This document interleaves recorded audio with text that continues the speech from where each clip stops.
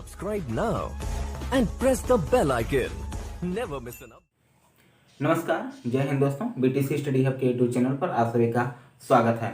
दोस्तों, आज के इस वीडियो में हम लोग जो है पढ़ने वाले हैं एक चररैखिक समीकरण, लेकिन उससे पहले आज जो है बात की जाएगी। सबसे पहले जो बात आज की जाएगी वो पिछले वीडियो में जो क्वेश्चन दिए गए थे उस पर पहले हम लोग चर्चा कर लेंगे, फिर जो है हम लोग इस टॉपिक पर आएंगे। तो कुछ ऐसे डाउट्स आ रहे हैं जिस पर आपको मेहनत करना बहुत जरूरी है, क्योंकि सभी चीजें यहाँ पर थोड़ा सा एक तरीके से कहा जाए कि स्पष्ट करना थोड़ा सा कठिन है, क्योंकि फेस टू फेस होता है तो वहां पर क्या चीजें आप फंस रहे हैं वो चीज को आसानी से किया जा सकता है, लेकिन फिर भी मेरी कोशिश यही रहेगी कि आपको सारी चीजें अच्छे से समझ में आ जाएं। तो जो प्रॉब्लम आ रही है, देखिए इसमें जो प्रॉब्लम आई है सामने निकल के कि कुछ लोग जो है बटे वाला जो है समझ में नहीं आया है, जैसे इस तरीके से कर दिया गया है या इस तरीके से कुछ दे दिया गया बटे में, तो उसको थोड़ा सा वो लोग हल करने में उनको समस्या हो रही है। देखिए उसको कैसे हल किया जाएगा, अभी कुछ क्वेश्चन है, उन क्वेश्चनों के माध्यम से उसको हम स्पष्ट कर देंगे, लेकिन ये सारी चीजें आपको उस पर मेहनत करनी पड़ेंगी। आपके जो गाइड वगैरह में जो चीजें दी गई हैं, जो क्वेश्चन दिए गए हैं, या जो आपके पास जो भी अभ्यास पुस्तिका होगी उसमें आप इस चीज को करिए, आप अच्छे से प्रैक्टिस करिए। तो आज की भी पहले चलिए बात कर लेते हैं जो क्वेश्चन दिए गए थे उन क्वेश्चनों को, फिर जो है हम लोग इस टॉपिक पर आते हैं। तो आपको जो है क्वेश्चन नंबर 18 दिया गया था, इसको हल करने के लिए दिया गया था और आपको जो उत्तर बताना था। तो देखिए, आइए देख लेते हैं ये कैसे लगेगा इस चीज को। देखिए अभी सबसे पहले हमें क्या करना है, कोष्टक को तोड़ेंगे तो ये सब में गुणा होगा, अर्थात 2 गुणे x माइनस 2 गुणे 2, और ये 3x ऐसे ही रहने देंगे और इधर 35। ठीक है, चलिए थोड़ा सा और सरल करते हैं। कितना हो जाएगा 2x माइनस 4 प्लस 3x बराबर 35। देखिए यहाँ पर x है, यहाँ पर x है, यहाँ पर x है, इन सबको आप जोड़ लीजिए। कितना हो जाएगा यहाँ पे 3 3 6x हो जाएगा। ठीक है, माइनस 4 बराबर 35, या 6x बराबर 35 माइनस इधर जाएगा तो क्या हो जाएगा प्लस हो जाएगा, तो प्लस अब इसको जोड़ेंगे कितना आ जाएगा 39। ठीक है, फिर इसको करेंगे, अब इसको हम लोग 3 से डिवाइड कर सकते हैं। कितना आ गया 13/3। ठीक है, 13/3 नहीं आएगा, सॉरी, यहाँ पे 13/2। ठीक, या तो इतना लिख दीजिए या आप इसको थोड़ा सा सरल और कर सकते हैं। कितना हो सकता है ये, कितना हो जाएगा 2 छक्के 12, 2 पंचे 10, 6.5। तो आप चाहे 13/2 लिख दीजिएगा या 6.5 लिख दीजिएगा, कुछ भी लिख दीजिएगा, आपका आंसर सही रहेगा। ठीक है, चलिए आइए जो अगला क्वेश्चन दिए थे उसको देख लेते हैं अब। तो आइए इस क्वेश्चन को देखते हैं हम लोग कि ये कैसे लगेगा। देखिए इसका गुणा कराएंगे तो अंदर में दोनों में होगा गुणा, कुछ इस तरीके से, धन इसका भी अंदर जितने भी ब्रैकेट के अंदर जितने भी संख्याएं रहेंगे या जो भी पद रहेगा सभी पदों में क्या होगा गुणा होगा। ठीक है, आगे पीछे लिखिए, कोई दिक्कत नहीं है। ठीक, आइए देखिए फिर क्या होगा, इसका 21 और इसका क्या हो जाएगा 14x, धन इसका कितना हो जाएगा 15 माइनस इसका कितना हो जाएगा 12x बराबर 45। ठीक है, ये दोनों क्या हो जाएंगे जुड़ जाएंगे, अर्थात दोनों समान चिन्ह जुड़ते हैं तो जोड़ दीजिए इसे, और इसको जोड़ेंगे 15 और 21 को जोड़ेंगे, कितना आ जाएगा, चलिए साथ ही साथ दोनों को जोड़ते चलते चले। चलिए देखिए क्या है 5 1 6 अर्थात 36 माइनस, अब ये देखिए इसको जोड़ेंगे समान चिन्ह है तो कितना आ जाएगा 26x बराबर कितना आ जाएगा 45, या इसको जब हम लोग इधर पक्षांतर करेंगे तो इधर कितना हो जाएगा माइनस 26x, इधर 45 माइनस 36। ठीक है, या 26x बराबर कितना आ जाएगा यहाँ 9 आ जाएगा, या x बराबर माइनस सहित लेकर जाइए 9/-26। कितना आ गया 9/-26। देखिए हर कभी ऋणात्मक होता नहीं है तो इसको प्लस करने के लिए हर को ऊपर नीचे माइनस से गुणा कराएंगे तो कितना हो जाएगा कुछ इस तरीके से हो जाएगा। ठीक है, ये आ गया आपका आंसर। चलिए फटाफट नोट कर लीजिए आप लोग इसे। तो आइए इस सवाल को देखते हैं हम लोग। देखिए अक्सर इसी वाले सवाल में लोगों को कंफ्यूजन हो रही है। देखिए क्या करना है, सबसे पहले आप लोग हर बराबर कर लीजिए या सभी को एक तरफ कर लीजिए, वो भी और सही रहेगा। जैसे इसको इसको एक तरफ कर लीजिए और इसको इसको एक तरफ कर लीजिए, कहीं भी चाहे दाएं पक्ष में किसी को रख दीजिए, बाएं पक्ष में एक तरफ, दोनों कहने मतलब जितने भी चर पद वाले हैं उनको एक तरफ और जो भी अचर पद वाले हैं उनको एक तरफ कर देंगे हम लोग, कुछ इस तरीके से। ठीक है, हर बराबर है तो जोड़ लेते हैं। देखिए ये x यहाँ पर है तो इसका मतलब क्या हो गया, वो अंश में है, तो कितना हो जाएगा ये 3x और धन x बटे 7 बराबर ये कितना हो जाएगा 8। ठीक है, इसको जोड़ेंगे कितना आ जाएगा और इसको इधर पक्षांतर करेंगे तो गुणा हो जाएगा और इसको जोड़ेंगे कितना आ जाएगा 4x और इस चलिए इसी तरीके से करिए, नहीं तो अभी फिर कंफ्यूजन होने लगेगी सभी को। तो कितना आ जाएगा 8 गुणे 7 या 4x बराबर कितना आ जाएगा यहाँ पर 8 सत्ते 56। ठीक है, या x बराबर 56 बटे 4 अर्थात कितना आ गया 14 आ गया। x का मान कितना आ गया 14 आ गया, यही आपका क्या आ जाएगा आंसर आ जाएगा।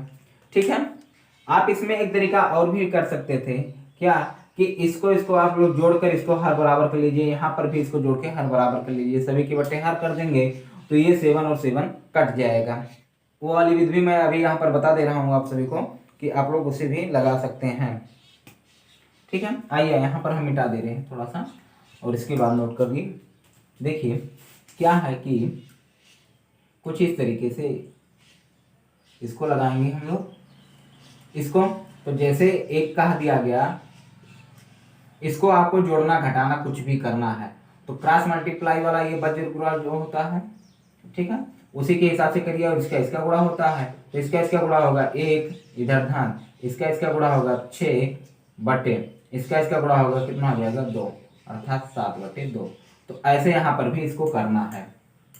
ठीक है, इसका इसमें गुणा कराएंगे तो कितना आ जाएगा 7 बचे 35 और यहाँ मान लेते हैं 1। ठीक है, जिसके बटे कुछ नहीं उसके बटे 1 मान ही सकते हैं।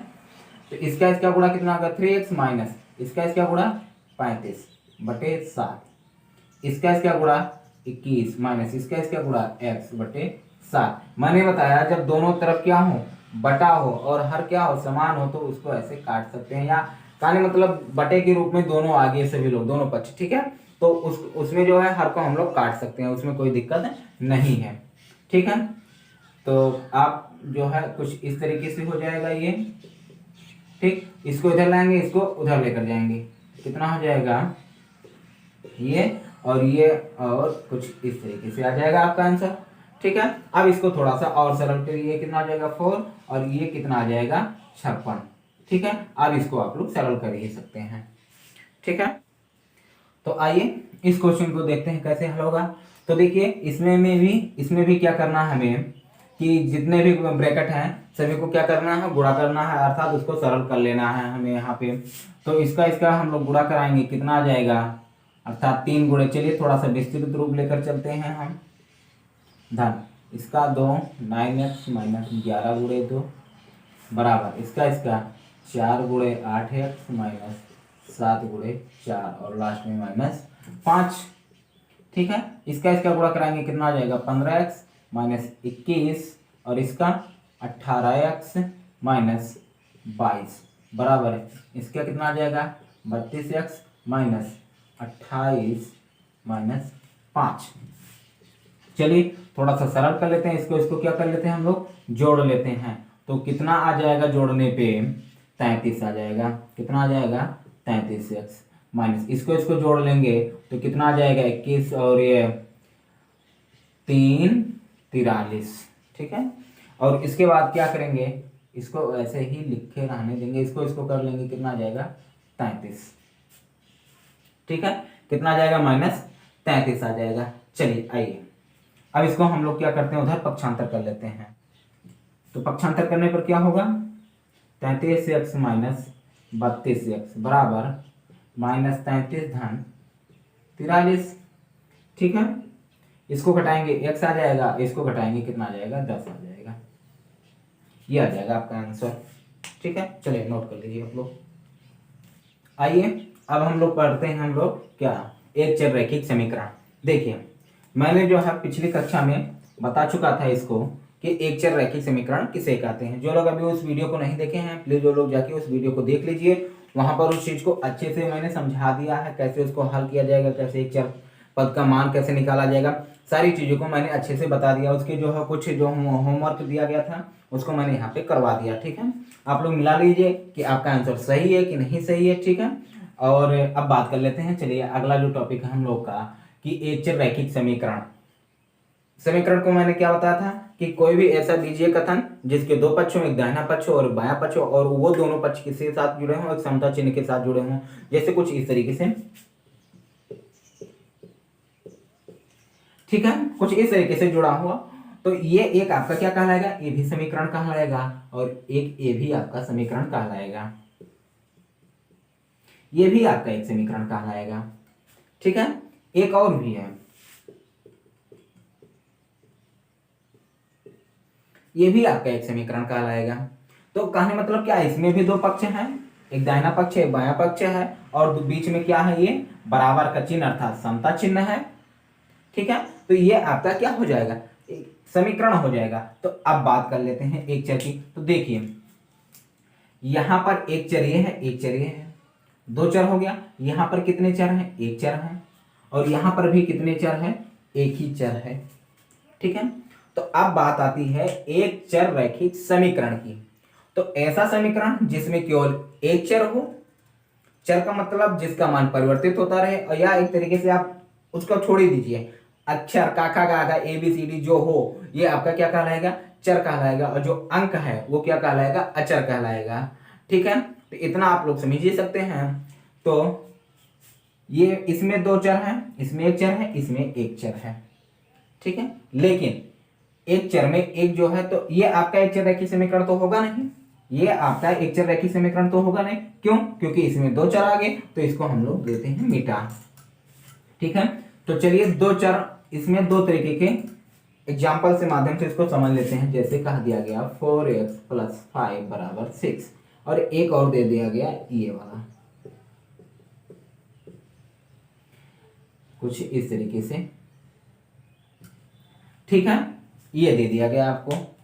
तो अब क्या हुआ, ये भी तो एक, इसमें भी एक चर है, जैसे केवल केवल क्या है, x है, एक्स वाई तो है ना ही a और b है, चीजें समान है। ठीक, दोनों के दोनों आपका एक चर वाला है, लेकिन एक चर यहां पर अब बात आ जाती है रैखिक की। किसकी बात आ जाती है, रैखिक की। तो इसमें हमें ऐसा चर देखना है जिसकी घात क्या हो, जिसकी घात एक हो, जिसकी घात क्या हो, एक हो। तो जिसकी घात क्या हो, एक हो, कोई ऐसा समीकरण, एक चर वाला ऐसा रैखिक समीकरण जिसकी घात एक हो, क्या कहलाएगा, एक चर रैखिक समीकरण कहलाएगा। तो देखिए यहां पर इसकी घात कितनी है, दो है, कितनी है, दो है, तो ये तो एक चर रैखिक समीकरण कहलाएगा नहीं। इसकी घात देखते हैं कितनी है, एक है, तो ये आपका एक चर रैखिक समीकरण कहलाएगा, क्योंकि इसमें एक चर है और इसकी घात क्या है, एक है। तो यहां पर जो घात होनी चाहिए, जो चर की, जिस चर की बात हो रही है उसकी, उस चर की घात एक होनी चाहिए, ना कि दो होनी चाहिए। जैसे यहाँ पर दो है, यहाँ पर कितना है, दो है, तो ये आपका एक चर रैखिक समीकरण नहीं है, एक चर रैखिक समीकरण नहीं है। उसकी घात क्या होनी चाहिए, एक चर रैखिक समीकरण की, उसकी घात एक होनी चाहिए। ठीक है, आई बात समझ में ना। ठीक है, आइए अब इसको कभी कभी पूछ लेता है क्वेश्चन में छांटने के लिए, हालांकि जल्दी इससे जो है क्वेश्चन पूछा नहीं जाता है, भाषा आधारित प्रश्न आते हैं इसमें, लेकिन थोड़ा सा उस पर चर्चा कर लेते हैं। देखिए आज का वीडियो लंबा होने वाला है, तो थोड़ा सा धैर्य बना के रखिए, चीजों को समझते हुए चलिए, और यहाँ पर अच्छे से समझे रहेंगे तो आप जो है एग्जाम में अच्छा परफॉर्म कर पाएंगे। ठीक है, तो देखिए कभी कभी इस तरीके से मान लेते आ गया। तो अब इसमें कहा दिया गया क्या ये एक जो है रैखिक समीकरण है कि नहीं है। तो देखिए रैखिक समीकरण में जो है चर इसके दाएं और बाएं पक्ष दोनों में हो सकता है। ठीक है, लेकिन उसकी घात क्या होनी चाहिए, हमेशा एक होनी चाहिए। जैसे ये इसकी घात क्या है, एक है। ठीक है, यदि हम इसको सरल भी करते हैं तो इसकी घात एक ही रहने वाली है। ठीक है, जैसे इसको हम लोग सरल करेंगे कुछ इस तरीके से, 4x - 3 बराबर 4 और यहाँ पर x प्लस 3। इसको इधर गुणा कराएंगे तो कुल मिला जुला के क्या है कि ये इसी तरीके से रहने वाला है, इसमें जो है कोई परिवर्तन नहीं होने वाला है। ठीक है, तो ये तो आपका एक चररेखी समीकरण हो जाएगा। चलिए एक और एग्जांपल ले लेते हैं थोड़ा सा चीजों को समझने के लिए। देखिए क्या है, 3/4 बराबर 3/x। ठीक है, अब ये कह दिया गया क्या एक जो है यह एक चररेखी समीकरण है कि नहीं है, तो अब मैटर फंस जाएगा। कुछ लोग देखेंगे यहाँ भी एक घात है यहाँ भी एक घात, बस करो मार दो खट्टे से हो जाएगा आपके एक चररेखी समीकरण, तुरंत खट्टे से 0 नंबर भी मिल जाएगा। ठीक है, इस चीज का आप लोग जरूर ध्यान रखिएगा। इसको जब हम लोग सरल करने जाएंगे तो इसका गुणा इसमें होगा, अर्थात इसको इधर गुणा करेंगे तो कुछ इस तरीके से होगा ये, और x स्क्वायर प्लस 3x बराबर 3 हो जाएगा। अब इसकी घात 2 आ गई, इसकी घात कितनी आ गई, 2 आ गई। तो अब यह जो है एक चररेखी समीकरण नहीं रह गया। ठीक है, उसको सरलतम रूप में हम लोग बदलेंगे, देखेंगे उसकी घात एक ही है कि नहीं है। ठीक है, तो ऐसी स्थिति में यदि उसकी घात 2 आ गई तो एक चररेखी समीकरण नहीं होगा। ठीक है, तो आप लोग समझ गए हैं कि एक चररेखी का समीकरण का मतलब क्या है कि ऐसा समीकरण जिसमें केवल एक चर हो और उसकी घात 1 हो, वह समीकरण क्या कहलाएगा, एक चररेखी समीकरण कहलाएगा। ठीक है, जिसमें 2 चर हो वो क्या कहलाएगा, 2 चर वाले रैखिक समीकरण कहलाएंगे। ठीक है, तो चलिए हालांकि हमें जो है एक चररेखी समीकरण को ही पढ़ना है, तो आइए जो है क्वेश्चन के माध्यम से आप सवाल देखते हैं कि किस तरीके के प्रश्न इसमें पूछे जाते हैं और उसको कैसे हल किया जाएगा। ठीक है, लेकिन मैं क्वेश्चन पे चलूं, कुछ चीजें जो है आपको जो है एक चीज याद जो है गांठ बांध के एक चीज आपको याद रखना पड़ेगा, क्या कि आप प्रश्न को बहुत एक बार पूरा पढ़ लीजिए, फिर उसके बाद धीरे धीरे कथनों को आप पढ़ते चलिए, उसका आंसर उन्हीं कथनों में छिपा रहता है, उसका आंसर कथनों में छिपा रहता है। उन्हीं चीजों को थोड़ा सा रुक के समझते हुए पढ़ेंगे, आराम से आपका सवाल लग जाएगा। चलिए जैसे पहला क्वेश्चन है, देखिए पहला क्वेश्चन क्या है कि किसी संख्या के 3 गुने और 12 का योग 72 है, संख्या ज्ञात कीजिए। जो चीज दिया है उसको हम लोग लिखते चलेंगे और मानते हुए चलेंगे। ठीक है, तो अब देखिए क्वेश्चन को कैसे सॉल्व किया जाएगा, इस चीज को आप लोग बहुत ध्यान से देखिएगा कि क्या कह रहा है कि किसी संख्या का, अब हमें वह संख्या पता नहीं है तो हमें वह संख्या माननी पड़ेगी। चलिए फटाक से जो चीजें कहें उसको मानते हुए धीरे धीरे सवाल को हल करते हुए चलना है। ठीक है, क्वेश्चन नंबर 1, माना वह संख्या बराबर x, आपकी संख्या निकल गई क्या, x आ गई। ठीक है, अब आइए फिर प्रश्न पे हम लोग फिर पुनः प्रश्न पे देखिए ध्यान से। किसी संख्या के 3 गुने, अर्थात उस संख्या का 3 गुना, ठीक है, किसका, इसका 3 गुना और 12 का योग, अर्थात इसके 3 गुने में 12 जोड़ दें तो क्या हो जाता है, योग 72 हो जाता है। तो आइए प्रश्नानुसार देखिए, बिल्कुल ऐसे आपको वहां पर भी लगाना है। ठीक है, इसलिए मैं इन सारी चीजों को थोड़ा सा, पहला क्वेश्चन आपको बहुत ही कायदे से कैसे लिखना है इन सारी चीजों को समझाते हुए चलेंगे। देखिए वह संख्या, आप प्रश्न पे फिर जाइए, पुनः फिर प्रश्न पे जाइए कि क्या कह रहा है कि उस संख्या के 3 गुने, अर्थात इस संख्या का 3 गुना कर दो और 12 का योग, अर्थात इसमें 12 जोड़ दो और इसका योग कितना हो जाता है, 72 हो जाता है। कितना हो जाता है, 72 हो जाता है। तो वह संख्या ज्ञात कीजिए, अर्थात x का मान ज्ञात करना है हमें। तो इन सारे, इसको तो ऐसे सॉल्व कर सकते हैं, ठीक है, जैसे समीकरण में आप लोगों ने सॉल्व किया था। ठीक, तो देखिए इसको उधर पक्षांतर करेंगे, कितना आ जाएगा, 72 माइनस 12। ठीक है, या 3x बराबर कितना आ जाएगा, 60। ठीक है, या x बराबर 60/3, अर्थात x बराबर कितना आ जाएगा, 20। तो वह संख्या क्या है, 20 है। वह संख्या क्या है आपकी, 20 है। ठीक है, अब आइए, ये हमारे द्वारा ये क्वेश्चन लगाया गया सही है कि नहीं सही है, उसको आप लोग देख लीजिए तुरंत। तो इसका मान x का मान इसमें रख दीजिए, दोनों पक्ष बराबर होंगे तो आपका मान जो सही है आपके द्वारा लगाया गया। क्योंकि अक्सर आप लोग कंफ्यूज हो जाते हैं कि क्या हम जो मेरा जो x का आंसर आया सही आया कि नहीं सही आया। तो क्या करना है, आप खुद ही एग्जामिनर बन जाओ, सही है कि नहीं सही है क्या करना, इसी में रख दो फटाक से आपका यदि दोनों पक्ष बराबर हो गया तो समझ लीजिए कि आपके मन में लड्डू फूट जाएगा तुरंत और उसको खा लेंगे। ठीक है, अर्थात आपका क्वेश्चन सही है। ठीक है, तो चलिए फटाफट नोट कर लीजिए और इस चीज को आप लोग जरूर दिमाग में बैठाए रखिएगा कि क्वेश्चन को आप लोग बहुत ही ध्यान से पढ़िए और जो जो कह रहा है उसको ऐसे ऐसे लिखते चले जाइए, क्वेश्चन अपने आप सॉल्व हो जाएगा। ठीक है, जैसे उसमें नहीं होता है कलाला बनाना होता है तो ऐसे रख दिया और इसको ऐसे जो है चलाते चले गए और चित्र बनता चला जाएगा, वैसे जो जो कह रहा है वैसे करते चले जाइए, आपका जो सवाल वैसे ही सॉल्व हो जाएगा। सवाल सॉल्व करने इसमें जो है प्रॉब्लम कहाँ आती है, यही समीकरण बनाने में। तो समीकरण तभी बन पाएगा जब आप सवाल को पढ़ते हुए और जो कह रहा है उसको लिखते हुए चलेंगे। ठीक है, आइए अगले क्वेश्चन की तरफ बढ़ते हैं। चलिए क्वेश्चन आ गया है, आप लोग पढ़िए, कोशिश करिए, देखिए क्या आपको कुछ समझ में आ रहा है। बहुत आसान, देखिए अभी छोटे छोटे प्रश्न मैं यहाँ पर रख रहा हूँ, कॉन्सेप्ट को आप लोग क्लियर करते हुए चलिए। ठीक है, देखिए बहुत ही आसान सा क्वेश्चन है। क्या कह रहा है क्वेश्चन कि किसी संख्या के 1/4 से 1 घटाने पर शेषफल 1 आता है। किसी संख्या के, तो मान लेते हैं हमें वो संख्या पता नहीं है तो हम लोग उसे जो है मान लेते हैं, माना वह संख्या बराबर x, माना वह संख्या बराबर x। ठीक है, अब आइए, अब आप लोग आइए अगले टॉपिक की तरफ, अर्थात प्रश्नानुसार पूरा विधिवत जो है ऐसे वहां पर आपको सॉल्व करना है। ठीक है, प्रश्नानुसार अब देखिए प्रश्न में क्या क्या कह रहा है उन सारी चीजों को, चलिए क्या कह रहा है कि किसी संख्या के 1/4 से, अर्थात इस संख्या के 1/4 का मतलब हो गया 1/4, एक आधा का मतलब 1/2, तिहा का मतलब 1/3।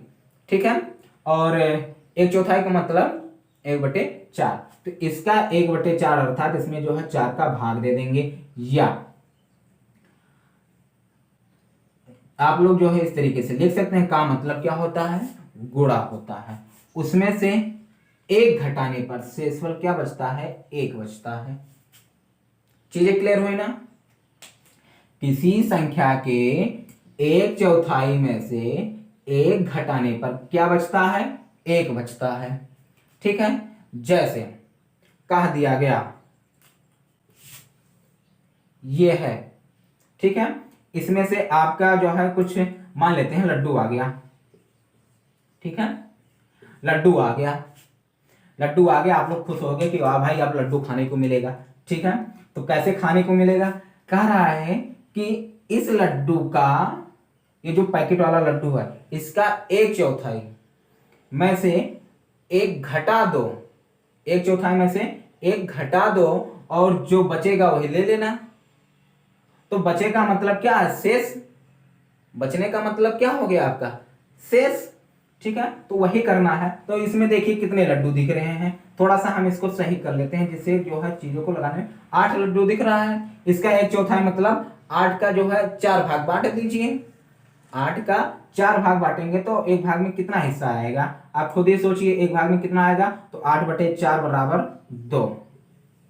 ठीक है, 2 लड्डू में से 1 लड्डू घटा दो तो जोन बची, अर्थात 1 लड्डू बची, यह ले लियो खा लियो। ठीक है, तो यही चीज यहां पर है, यही चीज क्वेश्चन में कह रहा है। ठीक है, तो चलिए देखिए लगाइए, आप लोग अब लगा ले जाएंगे बड़े आराम से। यहां पर क्या, इसका अर्थात 1/x/4 - 1 बराबर 1। ठीक है, ये देखिए वहां से कितने में है, बटे के रूप में तो नहीं है, तो बटे के रूप में नहीं खदेड़ दो उसे, उधर खदेड़ेंगे तो कुछ इस तरीके से होगा। ठीक है, अर्थात x/4 बराबर कितना हो गया, 2 हो गया। अब इसको इधर लेकर जाएंगे तो क्या हो जाएगा, गुणा हो जाएगा। चलिए या का चिन्ह जरूर लगा दीजिए जिससे स्पष्ट रहे कि हाँ जो है क्या चल रहा है। समीकरण का हल करने का मतलब है इसको या लगाना, जो दोनों पक्ष रहते हैं बराबर में। तो उधर जब खदेड़ेंगे तो क्या हो जाएगा, 2 गुणे 4 अर्थात x बराबर 8। ठीक है, x बराबर कितना आ गया, 8 आ गया। अब आइए चीजों को समझिए बहुत ही, कि अब जो x का मान 8 आया, क्या ये सही है? तो इसका 1/4 का मतलब 8/4, तो 8 में जब 4 का भाग देंगे कितना आ जाएगा, तो 2 में से 1 घटाएंगे तो 1 बचेगा, अर्थात मेरा जो है आंसर सत्य है। ठीक है, मेरे ख्याल से आप लोग समझ गए होंगे बहुत आराम से। ठीक है, चलिए लगाइए, फटाफट नोट कर लीजिए। बिल्कुल, ये जो है बहुत आसान चीजें होती हैं, चीजों को क्या है बहुत ही थोड़ा सा दिमाग लगा के आप पढ़ते हुए चलिए, जो कह रहा हो वैसे करते लिखते चले जाइए, आपका आंसर लग जाएगा, आ जाएगा आंसर। ठीक है, क्वेश्चन में ज्यादा जो है दम नहीं रहता है, पर दम किस में रहता है, चीजों को समझने में, और वो आप लोग सक्षम है कि आप लोग उस चीज को समझ सकते हैं। ठीक है, हालांकि जो लोग कमजोर हैं वो लोग परेशान ना हो, आराम से जो जो चीजें कह रहा है वही चीजें करते चले जाइएगा, तो आप लोग वैसे ही लगा ले जाएंगे। ठीक है, चलिए अभी मैं जो है उस चीज को जो है नहीं बता रहा हूं कि आप जो है ट्रिकी बेस पे, इसको आपको जो है वैसे ही विस्तृत रूप से ही लिखना पड़ेगा। देखिए क्वेश्चन नंबर 3, क्वेश्चन नंबर 3 क्या कर रहा है, ये तो 2 क्रमागत संख्याओं का योगफल 7 है, तो उन संख्याओं को ज्ञात कीजिए। देखिए यहाँ पर एक शब्द आ गया, क्या, क्रमागत। क्या आ गया, क्रमागत। तो इस चीज को आप लोग समझ लीजिए कि क्रमागत क्या होता है। क्रमागत का मतलब होता है लगातार, अर्थात जैसे 1 2 3 4 5 ऐसे, ये सारी संख्या क्या है, लगातार है। इसके बीच में यदि 2 गायब हो जाएगा तो वो क्रम से नहीं रह जाएगा, क्योंकि क्रम का मतलब होता है कि उसी के बाद अगली संख्या तुरंत आ जाना। ठीक है, तो अब यहाँ पर देखिए चीजों को देखिए, यहाँ पर समझने वाली बात क्या है कि क्रम का मतलब होता है कि इसके बीच का अंतर क्या होता है, इसके बीच का अंतर कितना है, 1 1 का है ना, सभी के बीच का अंतर कितना है, 1 का है। तो 2 क्रमागत संख्याओं के बीच का अंतर कितना है, 1। यदि हम किसी एक संख्या में मालूम है और उसके अंतर को यदि उसमें हम जोड़ देंगे तो हमें जो है अगली क्रमागत संख्या मिल जाएगी। जैसे हमें मालूम है क्या, एक पता है कि एक संख्या 1 है, हमें जो है आगे जो है 2 संख्या और ज्ञात करनी है, तो इसका जो अंतर उसको जोड़ते चले जाइए, वो संख्या हमें मिलती चली जाएगी। ठीक है, तो देखिए इसी में 1 जोड़ेंगे तो क्या आ जाएगा, 2, और 2 में 1 जोड़ेंगे तो कितना आ जाएगा, 3, अर्थात एक संख्या हमें हमारी क्या थी, 1, अगली संख्या क्या निकलेगी, 2, अगली संख्या क्या, फिर उसके बाद अगली संख्या 3 आ गई। तो अर्थात यदि हम किसी संख्या में उसके अंतर को जोड़ेंगे तो हमें जो उसकी अगली क्रमागत संख्या मिल जाएगी। ठीक है, तो ऐसे यदि यहाँ पर क्या हो, ऐसे यदि यहाँ पर क्या हो, x एक संख्या में मालूम है क्या, x, अब इसी में उसके अंतर को जोड़ना है हमें, तो x में अंतर जोड़ेंगे कितना, अर्थात 1, अंतर 1 है तो क्या जाएगा, x + 1 हो जाएगा। ठीक है, एक संख्या ये थी, दूसरी संख्या क्या आ गई, x + 1। अब इसी की अगली संख्या क्या करनी है हमें, अर्थात x + 1 में फिर 1 जोड़ेंगे, कितना आ जाएगा, x + 2। ऐसे हम लोग और भी संख्या ज्ञात करते हुए चलेंगे। ठीक है, ज्ञात हो जाएगी। जैसे तीसरी संख्या ज्ञात करनी हो, एक संख्या ये आ गई, एक संख्या आ गई, एक संख्या आ गई, चौथी संख्या ज्ञात कर लेते हैं, x + 2 में 1 जोड़ेंगे तो कितना आ जाएगा, x + 3। ये आपकी कितनी आ गई, चौथी संख्या आ गई। तो ये आपको समझ में आ गया ना कि पहली संख्या क्या है, x, और इसी में इसका अंतर जोड़ देंगे, अर्थात 1 जोड़ देंगे तो क्या मिल जाएगा, x + 1, और पुनः इसकी अगली संख्या चाहिए तो x + 1 में पुनः 1 जोड़ेंगे तो क्या मिल जाएगा, x + 2। फिर अब इसकी अगली संख्या क्रमागत चाहिए तो x + 2 में 1 जोड़ेंगे तो कितना मिल जाएगा, x + 3। ऐसे हम लोग ऐसे जो है एक एक जोड़ते हुए उसकी अगली क्रमागत संख्या निकालते हुए चले जाएंगे। ठीक है, तो आइए अब एक चीज और भी आता है, इसमें सम संख्या भी आता है, क्रमागत सम संख्या। तो चलिए सम और विषम के लिए एक ही रूल है। तो यहाँ पर देखिए एक तीर से 3 निशाना होगा, एक तीर से 3 निशाना होगा। पहला निशाना लग चुका है, 2 और निशाना लगाना, और जो है बहुत आसान और बेहद आसान है। क्या है अगला, क्रमागत सम संख्या के बारे में थोड़ा सा देख लेते हैं, क्रमागत सम संख्या के बारे में, क्योंकि इसमें जो है लोग अक्सर आपको कंफ्यूज कर देंगे। ठीक है, तो आप लोग कंफ्यूज मत होइएगा, वहां पर जो है इसको आंसर को जो है इस क्वेश्चन को अच्छे से लगा के आइएगा। ठीक है, तो क्रमागत सम संख्या का मतलब होता है, सम संख्या शुरू कहाँ से होती है, पहले सम संख्या को देख लेते हैं हम लोग, 2 4 6 8 10 12 ऐसे होती है, ऐसे जाती है सम संख्या।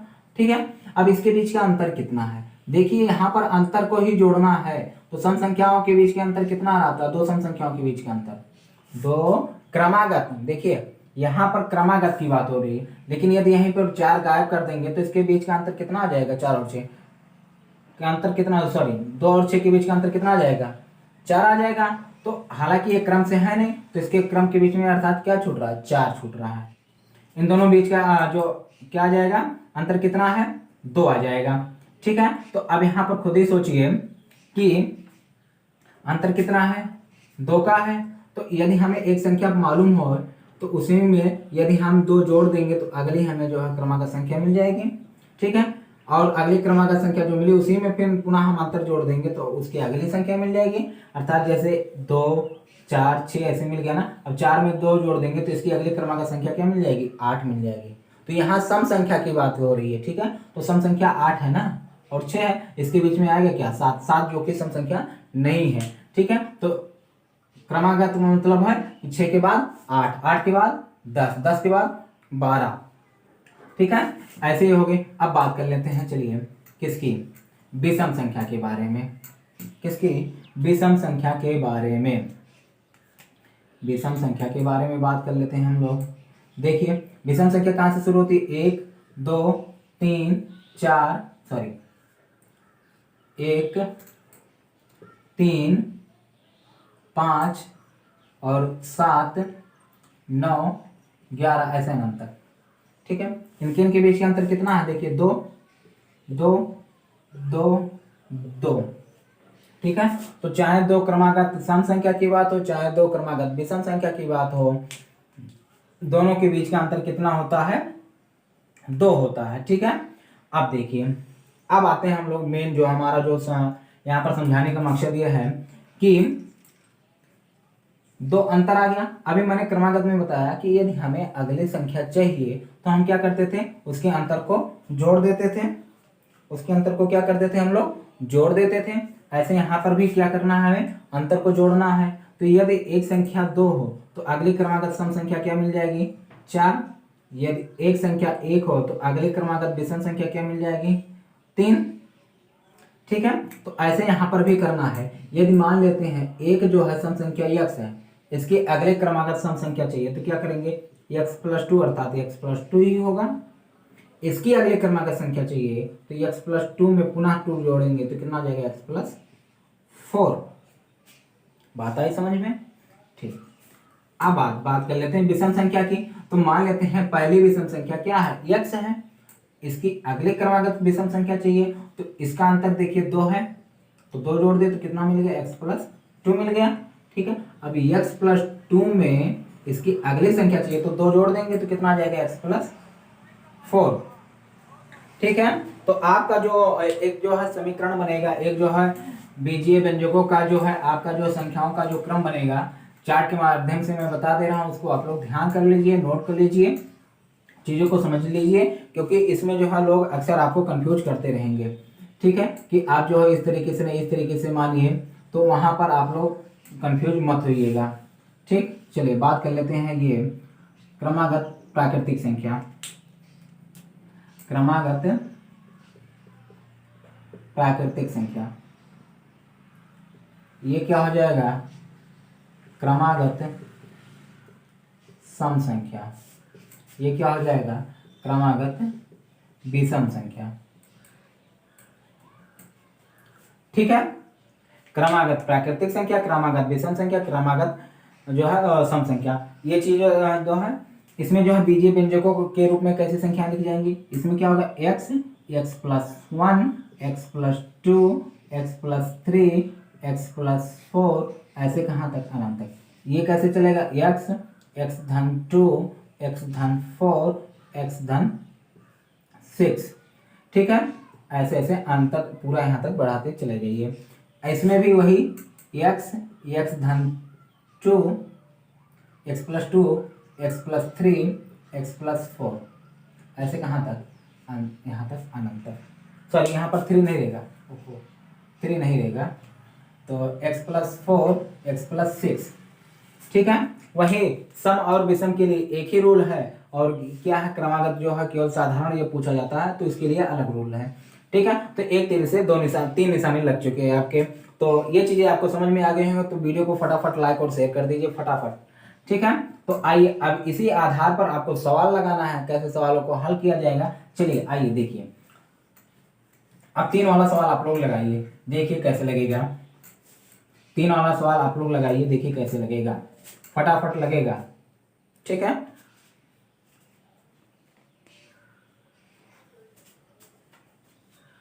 तो देखिए मानिए पहले, माना पहली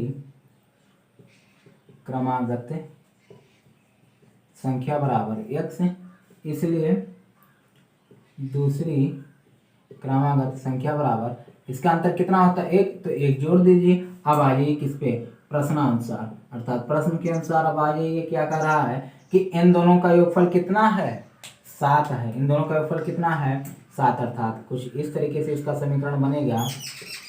ठीक है, x धन x प्लस 1 बराबर 7।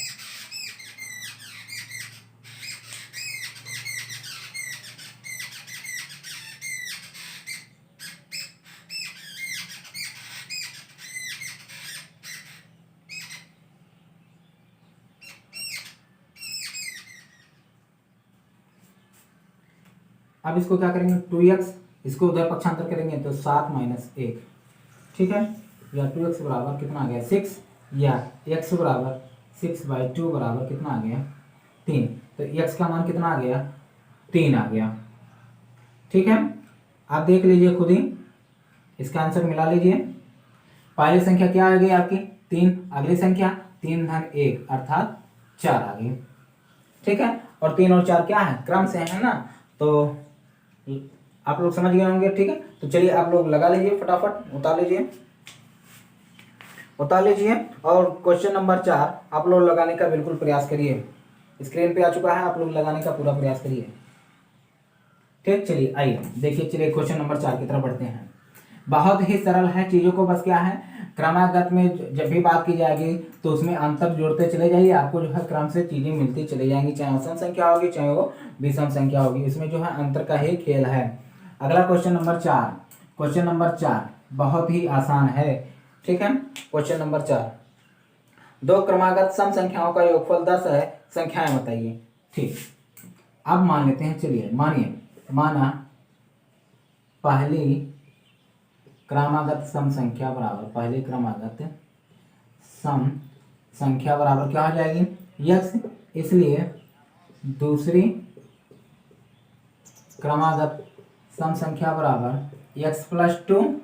ठीक है, अब आ जाइए किस पे, प्रश्न के अनुसार, अब जो प्रश्न का रहा है उसके अनुसार। चलिए अभी तक तो हम लोगों ने जो है अपनी तरफ से सारी चीजें करी हैं यहाँ पे, अब क्या है इसको हम लोग जो है प्रश्न के अनुसार करना है। क्या कह रहा है कि इन दोनों का योगफल 10 है, तो x धन x प्लस 2 बराबर कितना 10। ठीक है, अब x धन 2 बराबर 10, इसको दोनों जोड़ लेंगे तो x धन 2 बराबर 10, और 2 को उधर पक्षांतर करेंगे तो x 2x बराबर कितना हो जाएगा 10 में से 2 घटाएंगे कितना आ जाएगा 8 आ जाएगा। ठीक है, चलिए आइए यहाँ पर देखिए, या x बराबर 8/2, या x बराबर कितना आ गया 4। तो पहली संख्या कितनी आ गई 4, और दूसरी संख्या 4 धन 2 बराबर कितना आ गया 6। ठीक है, मेरे ख्याल से आप लोग समझ गए होंगे। ठीक, कोई दिक्कत नहीं है। पहली संख्या क्रमागत का मतलब है कि हमें जो है मान लेते हैं क्रमागत संख्या क्या है x, जैसे हमेशा जो है हमेशा की तरह कुछ भी मानते हैं, नहीं पता होता है तो उसमें हम लोग कुछ मान लेते हैं, x मानते हैं, x y मानते हैं, कुछ भी मानते हैं। ठीक है, तो पहली क्रमागत सम संख्या क्या है x, तो अब इसके अगली क्रमागत संख्या चाहिए तो हमें मैंने क्या बताया अभी कि उसके अंतर को क्या कर देते हैं पहली वाली संख्या में जोड़ देते हैं, तो उसकी अगली क्रमागत संख्या मिल जाती है, वहीं पर यहाँ पर मैंने किया है। अब कुछ लोग यहाँ पर करेंगे नहीं, 2x धन 2 लगाकर निकालेंगे तो वो भी आएगा, आंसर वही आ जाएगा। ठीक है, आंसर आपका वही आएगा, 2x वाले पर भी लगाएंगे तो वही आ जाएगा। ठीक है, चलिए अगले क्वेश्चन की तरफ बढ़िए। अगला क्वेश्चन आप लोग पढ़िए, देखिए क्या आप लोग समझ पा रहे हैं क्वेश्चन क्या कर रहा है।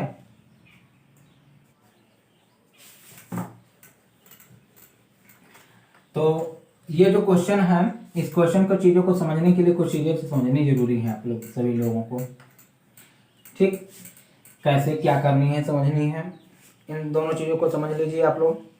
क्या कहा जा रहा है क्वेश्चन में कि प्रबोध कुमार ने अपनी संपत्ति का 1/3 भाग अपने पुत्र को, 1/5 भाग अपनी पुत्री को तथा शेष भाग अपनी पत्नी को दिया। ठीक है, यदि पत्नी के भाग का मूल्य 42,000 रुपये हो तो प्रबोध कुमार के पास कितने रुपए की संपत्ति थी। ठीक, आइए इस क्वेश्चन को अभी यहाँ पर रखे रहिए, अभी चीज़ों को समझिए। क्यों? क्योंकि ये कॉन्सेप्ट आप समझ में आएंगे तो क्वेश्चन अपने आप लग जाएगा। जैसे ये कॉन्सेप्ट, पहले इस कॉन्सेप्ट को समझिए। जैसे एक जो है कोई जो है हिस्सा है, मान लेते हैं बिस्किट है, ठीक है, एक बिस्किट का जो है पैकेट है और इसको जो है 3 लोगों में बांटा जाता है। इसमें में से एक को कहा जाता है कि आप 4 ले लो, एक को कहा जाता है आप 6 ले लो। ठीक है, बाकी जो बचता है वो तीसरे वाले को दे दो। तो अब कैसे पता कि कितना बचा? इसको जैसे तीसरे वाले को कुछ हिस्सा दिया जाएगा, अब कितना हिस्सा दिया जाएगा वो तो हमें पता नहीं कितना हिस्सा दिया जाएगा। ठीक है, तो हम क्या करेंगे कि पूरे पैकेट में से ये वाला 4 और जो 6 लिए इन दोनों को जोड़ देंगे और पूरे पैकेट में से घटा देंगे। मान लेते हैं पूरे पैकेट में कितना है, 16 है, और ये लोग कितना लिए, एक लोगों ने 4 लिया, एक लोगों ने 6 लिया, तो अब इसको कितना दिए होंगे? तो क्या करेंगे, इन्हीं दोनों में से इसको घटा देंगे, अर्थात 16 में से इन 2 लोगों ने कितना लिया है, 10, तो कितना मिल जाएगा, 6, अर्थात इसको कितना मिल जाएगा, 6 मिल जाएगा। ठीक है, चीजें समझ में आ गई ना। ठीक, अब आइए एक अगले कॉन्सेप्ट की तरफ, जो क्वेश्चन है उसको हम लोग समझते हैं। जैसे कहा जा रहा है कि एक व्यक्ति है, कौन, प्रबोध है, एक व्यक्ति है प्रबोध है, इसके पास कुछ संपत्तियां हैं, इसके पास क्या है, कुछ संपत्तियां हैं। हमें नहीं पता कि उसके पास कुल कितनी संपत्ति है। मान लेते हैं वो संपत्ति कितनी है उसकी, यक्ष संपत्ति है। ठीक है, कहता है कि ये जो हमारी जो कुल संपत्ति है इसमें में से ये जो है अपने बेटे को, वो जो है अपने बेटे को कितना दे रहे हैं, 1/3 भाग। अब किसका दे रहे हैं 1/3? संपत्ति का दे रहे हैं ना, तो अर्थात यक्ष का 1/3, अर्थात यक्ष/3। कैसे हो गया वो भी देख लीजिए। यक्ष गुणे 1/3 बराबर कितना आ जाएगा, यक्ष/3। ठीक है, आइए अभी जो है पूरा व्यवस्थित कैसे लगाया जाएगा इस चीज को अभी मैं समझा रहा हूं, अभी सवाल नहीं हल कर रहा हूं। ठीक है, अपनी बेटी को भी दे रहे हैं, अपनी बेटी को भी दे रहे हैं, तो अपनी बेटी को कितना दे रहे हैं, ये 1/5 भाग, किसका, यक्ष का, तो यक्ष का 1/5 बराबर कितना आ जाएगा, यक्ष/5। अब कह रहे हैं कि इन दोनों लोगों को देने के पश्चात जो शेष बचा, क्या बचा, जो शेष बचा वो अपनी किसको दे रहे हैं, पत्नी को दे रहे हैं। अब पत्नी को कितना हिस्सा मिला होगा वो भी तो हमें ज्ञात करना पड़ेगा। तो पत्नी को हिस्सा कितना मिलेगा, जैसे क्या है, बिस्किट का पैकेट है, बिस्किट के पैकेट में से दोनों लोगों ने ले लिया, अब इनको बचाना है, तीसरे को देना था, तो क्या करेंगे, टोटल पैकेट में से इन दोनों लोगों ने कितना कितना लिया, उन दोनों को जोड़कर घटा देंगे, जो बचेगा वो उसके पत्नी को मिल जाएगा। अर्थात कुल में से पुत्र को कितना दिया और पुत्री को कितना दिया, इन दोनों को जोड़कर कुल में से घटा देंगे तो कितना मिल जाएगा, किसको मिल जाएगा, उसकी पत्नी को मिल जाएगा। ठीक है, तो कुल संपत्ति है कितनी, यक्ष, पुत्र की संपत्ति यक्ष/3 भाग कितना मिला है, यक्ष/3, और पुत्री को कितना मिला, यक्ष/5।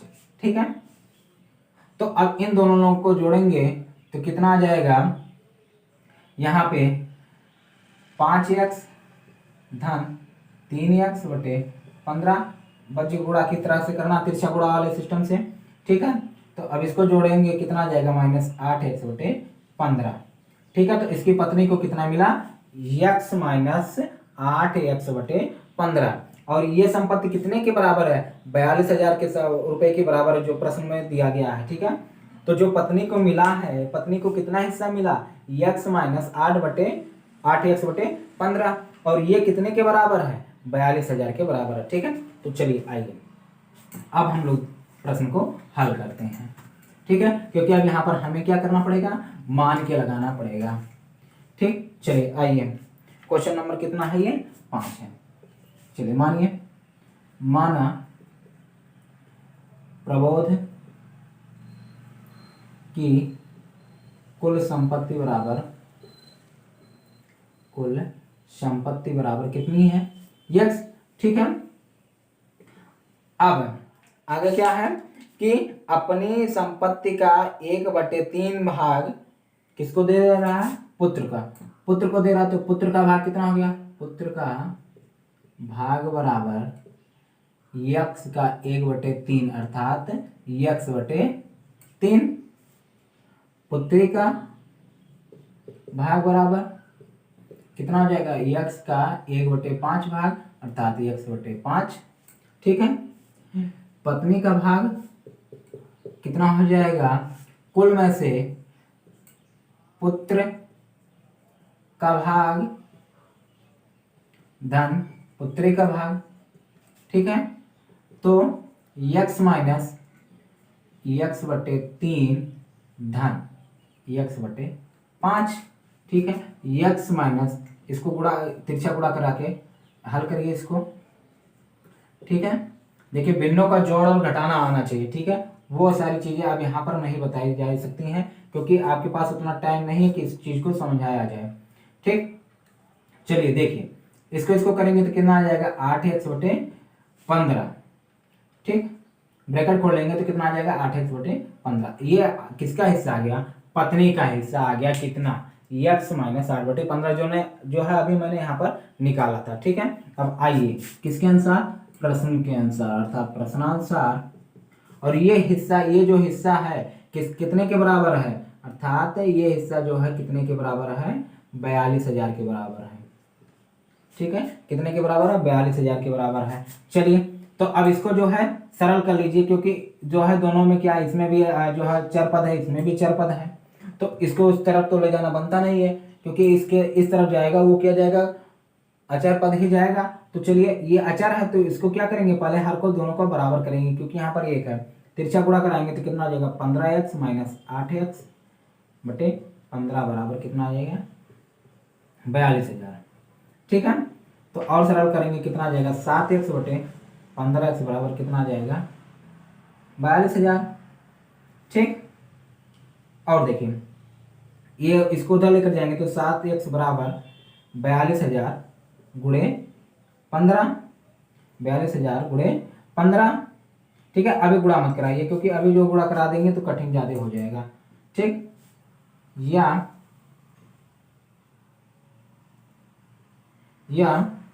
यक्स बराबर 42,000 गुणे 15। अभी ये गुणा के रूप में इधर आ जाएगा, क्या हो जाएगा, टोटल कोटे 7 हो जाएगा। इसको सरल कर देंगे तो 7×6 42 अर्थात 6,000 और 6 का गुणा कराएंगे 90 और 3 जीरो चिपका देंगे तो कुल संपत्ति कितनी आ गई, 90,000 आ गई। ठीक है, चलिए लगा लीजिए आप लोग फटाफट इसे। देखिए ज्यादा कुछ करना नहीं है, चीजों को जो है समझते हुए जो कह रहा है उसी को करते हुए चले जाइए, आराम से सवाल जो है लगता चला जाएगा आपका। ठीक है, जैसे कुल संपत्ति कितनी मानी मैंने यहाँ पर यक्स, और उसका जो है यक्स का 1/3 भाग अपने पुत्र को दे रहा है और यक्स का 1/5 भाग जो है अपनी पुत्री को दे रहा है, और जो इन दोनों लोगों को देने के पश्चात जो बचता है वो किसको देता है, अपनी पत्नी को देता है। ठीक है, तो पुत्री को 1/5 भाग दे रहा है और पत्नी को इन दोनों लोगों को जोड़ने के बाद जो बच रहा है वो दे रहा है। ठीक है, अब जो आ रहा है, जो पत्नी को जो हिस्सा दिया रहा है इसमें क्वेश्चन में बता दिया गया है, तो इसको हिस्सा मिला कितना, इतना मिला हिस्सा। तो ठीक है, तो अब ये हिस्सा बराबर कितने के है, 42,000 के बराबर है ना, तो एक चौपट जो है इसी के बराबर उसको करके उसको क्या कर देंगे, हम लोग हल कर देंगे। ठीक है, चलिए आइए अगले क्वेश्चन की तरफ हम लोग बढ़ते हैं। अगला क्वेश्चन जो है उसको आप लोग लगाने का प्रयास करिए। देखिए समझ में आ रहा है कि नहीं समझ में आ रहा है। देखिए चीजें जो चीजें कह रही हैं क्वेश्चन, देखिए जो चीजें जो है क्वेश्चन में जो चीजें कहा जा रहा है उस चीज को आप लोग लगाइए।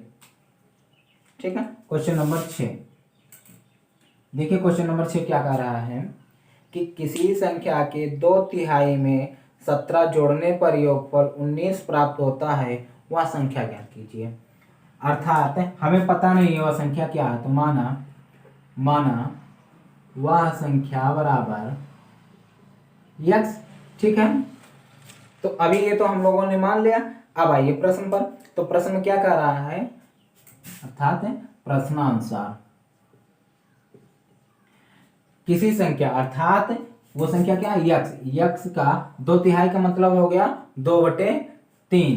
तो इसका यक्स का 2/3 में 17 जोड़ने पर योगफल कितना प्राप्त हो रहा है, 19। चलिए अब इसको सरल कर दीजिए, यक्स गुणे 2/3 धन 17 बराबर 19। अब इसको उधर लेकर चले जाइए और इसको क्या करेंगे, 2x/3 बराबर 19 माइनस 17, या 2x/3 बराबर कितना आ गया 2। इसको उधर पक्षांतर करेंगे तो कितना आ जाएगा, 2x बराबर 2/3, या x बराबर 2/3/2। 2 से कैंसिल हो गया, x का मान कितना आ गया 3। अर्थात वह संख्या क्या है 3। अब 3 का 2/3 निकालेंगे, उसमें 17 जोड़ेंगे तो कितना आ जाएगा, 19 आ जाएगा, ठीक है। चलिए नोट करिए आप लोग फटाफट इसे।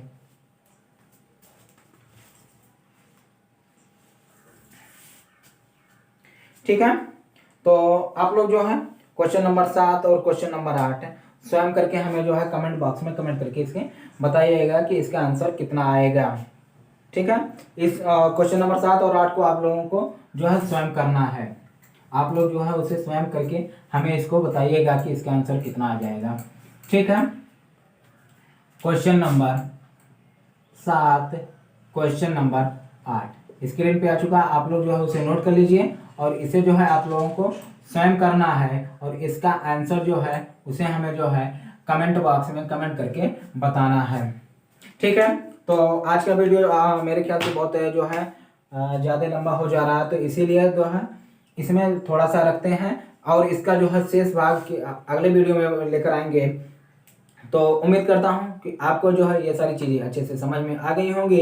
यदि किसी जो है चीज़ को या आप जो है किसी पॉइंट पर आपको जो चीज़ें समझ में नहीं आई हैं उसे हमें जो है कमेंट करके बताइए, फिर उसके जो है जो भी अगला वीडियो आएगा उसमें जो है आपको अच्छे से समझा दिया जाएगा। और एक चीज़ और ध्यान रखिए कि जितने भी बेसिक चीज़ें हैं उन बेसिक चीज़ों को आप लोग जो है घर पर प्रैक्टिस करिए, क्योंकि आपका जो है टाइम बहुत नज़दीक है, इसलिए आप बेसिक चीज़ों को ज़्यादा लेकर नहीं चला जा सकता है। ठीक है, तो आज के वीडियो में बस इतना ही रखते हैं। ये वीडियो आपको कैसा लगा हमें कमेंट करिए और वीडियो को ज़्यादा से ज़्यादा शेयर और लाइक कीजिए। फिर मिलते हैं जो अगले वीडियो में, तब तक के लिए जय हिंद, धन्यवाद।